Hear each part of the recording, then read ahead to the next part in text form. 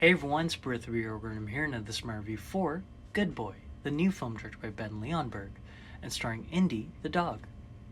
Now, what if the story wasn't the boy who cried wolf? What if the story was instead the dog who cried demon? If you want to know what this movie's kind of like, think of this as Air Bud meets The Sixth Sense, but if the dog were in a poltergeist kind of situation. That's pretty much the gist of Good Boy, and for a small budget film, this is a very innovative and very entertaining film, and I give it an 8.5 out of 10. It's going to be a little bit hard to talk about this movie without giving some sort of spoilers, so if you don't want to know anything else about this film, stop this review right now, and I'll give you the score. It's an 8.5 out of 10, like I said just a few seconds ago. And here is the spoiler-ridden review in 3, 2, and 1.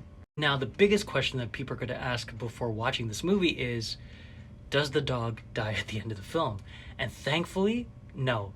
Indy survives at the end of the movie. I wouldn't say it's a happy ending, but Indy does live, and he gets to, continue his story for the future if they end up having a sequel for this movie. So yeah, Indy does survive at the end of this film. Now let's talk about the actual film. In terms of innovation, this is a very innovative and very creative film because it's a smart and excellent choice to have this film revolving around the dog's perspective, because we've seen many films about haunted houses and horror movies with this kind of story. So it's kind of cool to see the story told through pretty much the dog's eyes and the dog's perspective. And I always thought when watching other films in the past, what if the story was based around the pet's perspective? Like, imagine in Gone Girl, instead of we having to focus on Ben Affleck or Rosamund Pike's characters, what if we focused on the cat's perspective? Or in Independence Day, what if we focused on the dog's perspective? When I watch films sometimes, I always think in that kind of way, and I'm kind of happy that the director thought of the story in this different manner. Now, the true heart and soul of this film is Indy. Indy's such an adorable dog. I love this dog. I've never seen this type of breed in films before, but it's so cool to see, a dog emote so well. And even though I'm a dog person and I might be a little bit biased here, but Indy's performance in this film is excellent. This is one of the best performances I've seen in a horror movie in quite some time.